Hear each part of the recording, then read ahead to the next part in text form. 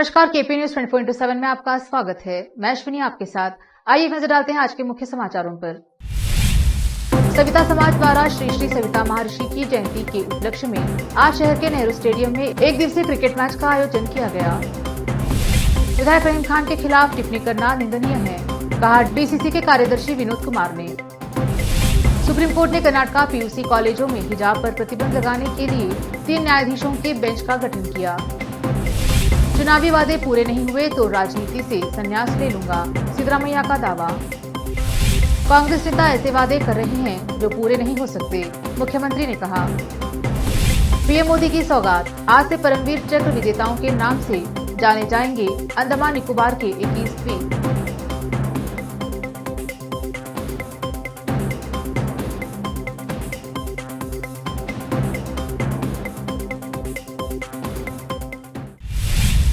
देखते हैं समाचार विस्तार से।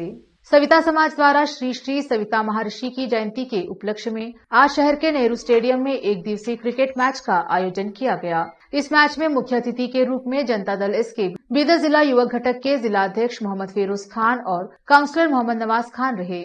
मैच के शुरू होने से पहले केपी न्यूज के टी शर्ट खिलाड़ियों में वितरित किए गए। यह एक दिवसीय मैच सविता समाज के कार्याध्यक्ष शिव कुमार शाहपुरे के नेतृत्व में किया जा रहा है, जिसमें कुल 8 टीम भाग ले रहे हैं। इस अवसर पर राजू कड़ियाल, मनोहर मड़ीवाल, अमित कोटे और संतोष शर्मा आदि उपस्थित रहे। कैमरामैन संतोष का कवरेज।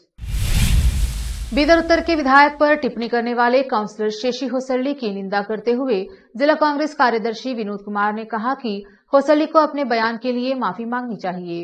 विधायक रहीम खान रात में सड़क कार्यों का उद्घाटन इसीलिए कर रहे हैं कि रात के समय यातायात कम रहती है। इस पर शेषी होसल्ली ने टिप्पणी की, रात में चोरों की तरह विधायक कार्यों का उद्घाटन कर रहे हैं, यह निंदनीय है। अब समाचार राज्य के। सुप्रीम कोर्ट कर्नाटका में प्री यूनिवर्सिटी कॉलेजों की कक्षाओं में हिजाब पर प्रतिबंध के खिलाफ याचिका पर विचार करने के लिए 3 जजों की बेंच गठित करने की याचिका पर विचार करने के लिए सोमवार को सहमत हो गया। छात्रों की ओर से वरिष्ठ अधिवक्ता मीनाक्षी अरोड़ा ने 6 फरवरी को आसान परीक्षाओं के मद्देनजर तत्कालिकता का हवाला देते हुए मुख्य न्यायाधीश डीवाई चंद्रचूड़ की अध्यक्षता वाली पीठ के समक्ष मामले का उल्लेख किया। वकील ने कहा कि खंडित फैसलों के बाद छात्र निजी कॉलेजों में चले गए हैं, लेकिन परीक्षाएं केवल सरकारी कॉलेजों में आयोजित की जा सकती हैं और इस तरह उन्हें 6 फरवरी से हिजाब पहनकर परीक्षा में शामिल होने की अनुमति दी जा सकती है। विधानसभा में विपक्ष के नेता सिद्धरामैया ने कहा कि अगर कांग्रेस सरकार सत्ता में आने के बाद 200 यूनिट मुफ्त बिजली, परिवार की मुखिया महिलाओं के लिए 2000 रुपए की वित्तीय सहायता और 10 किलो चावल के वादे को पूरा करने में विफल रहती है तो वह राजनीतिक सेवानिवृत्ति की घोषणा कर देंगे। हासन में प्रजाध्वनि यात्रा में बोलते हुए उन्होंने कहा, पार्टी के प्रत्येक कार्यकर्ता को लोगों को कांग्रेस सरकार के मुफ्त बिजली, 10 किलो चावल और महिलाओं के लिए वित्तीय सहायता के वादों के बारे में बताना चाहिए। कांग्रेस पार्टी को हासन जिले में कम से कम 5 सीटों पर जीत हासिल करनी चाहिए। मुख्यमंत्री बसवराज बोम्मई ने कहा कि अगले विधानसभा चुनाव में हार के डर से कांग्रेस नेता हताश हो गए हैं, इसीलिए वे वादे कर रहे हैं जो पूरे नहीं हो सकते। वह मैसूर जिले के नंजगुंडा तालुका के सुतूर में हेलीपैड पर मीडिया से बात कर रहे थे। सिद्धरामैया के इस बयान पर प्रतिक्रिया देते हुए कि यदि वे अपने घोषणा पत्र में किए गए वादों को पूरा नहीं करते हैं तो वह राजनीति से संन्यास ले लेंगे।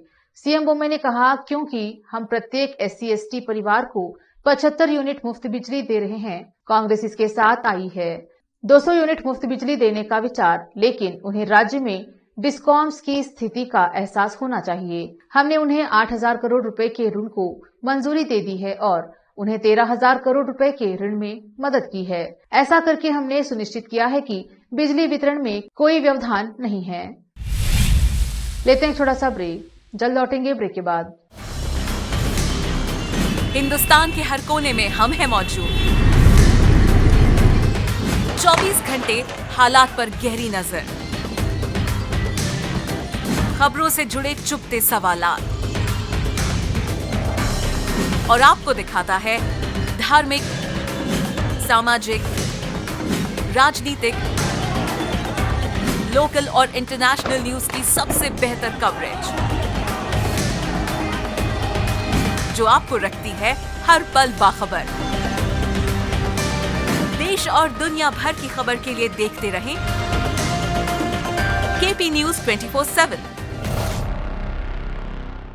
नूर एजुकेशन ट्रस्ट बीदर की ओर से चलाए जाने वाला Noor M Ed and B Ed college Bidar, recognised by NCTE Delhi and affiliated to Gulbarga University, Gulbarga. Admission are open for the academic year 2022-23. विशेषज्ञ और सक्षम शिक्षकों द्वारा शिक्षा प्राप्त करने के लिए नूर एमएड एंड बीएड कॉलेज में दाखिला लें और शांत वातावरण में शिक्षा प्राप्त करें। बीदर शहर में बेहतर शिक्षा का एकमात्र केंद्र Noor M Ed and B Ed college, Shahpur gate, Bidar. Phone numbers 9945283920, 8482221297। Break के बाद स्वागत है आपका। देखते हैं देश और विदेश के समाचार। प्रधानमंत्री नरेंद्र मोदी आज नेताजी सुभाष चंद्र बोस की जयंती पर वीडियो कॉन्फ्रेंस के जरिए अंडमान और निकोबार द्वीप समूह के 21 सबसे बड़े अनाम द्वीपों के नाम परमवीर चक्र विजेताओं के नाम पर रखने के समारोह में शामिल होंगे। बता दें कि 23 जनवरी का दिन पराक्रम दिवस के रूप में मनाया जाता है। इस संबंध में जारी एक बयान के अनुसार प्रधानमंत्री मोदी इस कार्यक्रम में नेताजी के नाम वाले द्वीप पर बनाए जाने वाले सुभाष चंद्र बोस को समर्पित राष्ट्रीय स्मारक के एक मॉडल का भी अनावरण करेंगे। अंडमान और निकोबार द्वीप समूह के ऐतिहासिक महत्व को ध्यान में रखते हुए और नेताजी की स्मृति का सम्मान करने के लिए 2018 में द्वीप की यात्रा के दौरान प्रधानमंत्री मोदी द्वारा रॉस द्वीप का नाम बदलकर नेताजी सुभाष चंद्र बोस द्वीप कर दिया गया था। नील द्वीप और हैवलॉक द्वीप का नाम बदलकर क्रमशः शहीद द्वीप और स्वराज द्वीप कर दिया गया था। कड़ी सुरक्षा के बीच राहुल गांधी की अगुवाई में कांग्रेस की भारत जोड़ो यात्रा सांबा से जम्मू पहुंच गई है। राहुल गांधी इस वक्त कई लेयर की सुरक्षा में यात्रा कर रहे हैं। 2 दिन पहले जम्मू में हुए ब्लास्ट के बाद राहुल की सुरक्षा और बढ़ा दी गई है। उनके चारों ओर सुरक्षा बलों के जवानों का घेरा है और आसपास केवल उनके जानने वाले लोगों को ही जाने दिया जा रहा है। राहुल जम्मू में ब्रेक के दौरान कश्मीरी पंडितों और पाकिस्तान अधिकृत कश्मीर POK से आए सिख और कश्मीरी पंडित शरणार्थियों से भी मिलेंगे। इसके अलावा वो यहां रैली को भी संबोधित करेंगे। वहीं आपको बता दें कि राहुल गांधी 30 जनवरी को भारत जोड़ो यात्रा के समापन पर श्रीनगर में पार्टी मुख्यालय में राष्ट्रीय ध्वज फहराएंगे। इस मौके पर भारत जोड़ो यात्रा के साथ एकजुटता प्रदर्शित करने के लिए देश के सभी राज्यों में स्थित प्रदेश कांग्रेस कमेटी के अलावा जिला कांग्रेस कमेटी और ब्लॉक कांग्रेस कमेटी के कार्यालयों में भी तिरंगा फहराया जाएगा। जेडीयू संसदीय बोर्ड के अध्यक्ष उपेंद्र कुशवाहा ने रविवार को दावा किया है कि उनकी पार्टी के शीर्ष नेता भाजपा नेताओं के संपर्क में हैं। रविवार शाम पटना लौटने के बाद कुशवाहा ने कहा कि वह बीमार थे, उन्हें एम्स दिल्ली में भर्ती कराया गया था, लेकिन अब ठीक हैं। उन्होंने कहा, मैं एम्स दिल्ली में भर्ती था और विभिन्न राजनीतिक दलों के नेता मुझसे मिलने आए। यह सही बात है कि कुछ भाजपा नेता एम्स दिल्ली आए और मुझसे मिले, लेकिन इसका मतलब यह नहीं है कि मैं भाजपा में शामिल होने की योजना बना रहा हूं। इसकी गलत व्याख्या की गई है और पटना में अफवाहें फैलाई गई हैं। कुशवाहा ने दावा किया कि मेरी पार्टी के बड़े नेता भाजपा नेताओं के प्रति सख्त हैं। उनका इशारा मुख्यमंत्री नीतीश कुमार और जेडीयू अध्यक्ष ललन सिंह की ओर था, जिनके पास कुशवाहा की तुलना में जेडीयू में उच्च पद हैं। उन्होंने दावा किया, अगर आप आधिकारिक तौर पर पूछेंगे तो जेडीयू के नेता भाजपा के खिलाफ बयान देंगे, लेकिन अगर आप व्यक्तिगत रूप से बात करेंगे तो वे भाजपा के प्रति सकारात्मक रूप अपनाएंगे। श्रीनगर के ईदगाह इलाके में रविवार को आतंकवादियों ने सुरक्षा बलों पर ग्रेनेड फेंका, जिससे एक व्यक्ति घायल हो गया। पुलिस अधिकारियों ने यह जानकारी दी। उन्होंने कहा कि घटना के बाद कुछ संदिग्धों को पकड़ा गया है। यह आतंकी हमला ऐसे समय में हुआ है जब आगामी गणतंत्र दिवस समारोह के मद्देनजर अधिकारी हाई अलर्ट पर हैं। श्रीनगर पुलिस ने ट्वीट किया, ईदगाह क्षेत्र में आतंकवादियों ने एक ग्रेनेड फेंका, जिससे अब्दुल रशीद देवा के बेटे और श्रीनगर के संगम निवासी एजाज अहमद देवा 32 वर्ष को छर्रे लगने से मामूली चोटें आई हैं। अधिकारियों ने कहा कि घायल व्यक्ति को अस्पताल में भर्ती कराया गया है और उसकी हालत खतरे से बाहर है। आर्थिक तंगी और महंगाई की मार से जूझ रहे पाकिस्तान को एक बड़ा झटका लगा है। इस वक्त पाकिस्तान में इलेक्ट्रिक ट्रांसमिशन के ध्वस्त होने की खबर आ रही है। बिजली सप्लाई बुरी तरह से बाधित हो गई है। इससे लाहौर और कराची समेत देश के कई बड़े शहर अंधेरे में डूब गए हैं। इससे लोगों के बीच अफरा तफरी मच गई है और रोजमर्रा की जिंदगी प्रभावित हो गई है। बिजली नहीं आने से इन इलाकों को पानी की कमी से भी जूझना पड़ रहा है और स्वास्थ्य सेवाओं से लेकर अन्य महत्वपूर्ण कार्य प्रभावित हुए हैं। पाकिस्तान में इलेक्ट्रिक के प्रवक्ता इमरान राणा ने बताया कि ट्रांसमिशन लाइन में फॉल्ट होने से बड़ा ब्रेकडाउन हुआ है। उन्होंने कहा कि कारणों का पता लगाया जा रहा है ताकि फिर से सप्लाई को शुरू किया जा सके।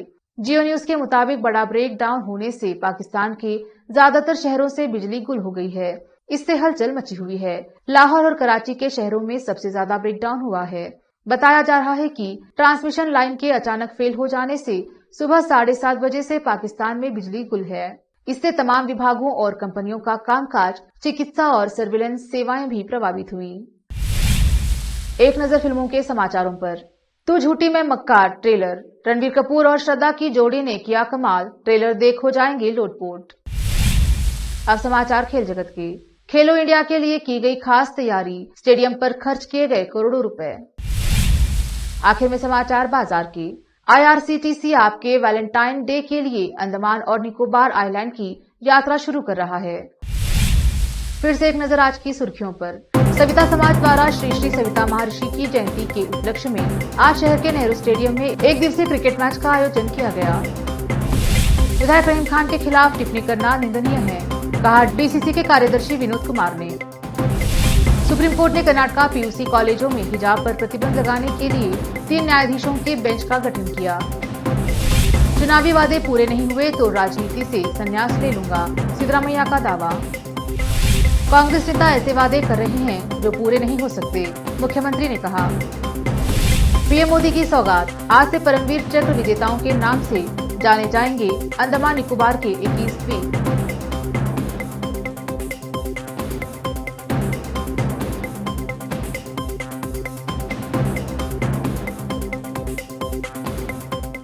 केपी न्यूज के 9 बजे के बुलेटिन में आज इतना ही। देखते रहिए केपी न्यूज 24/7। धन्यवाद।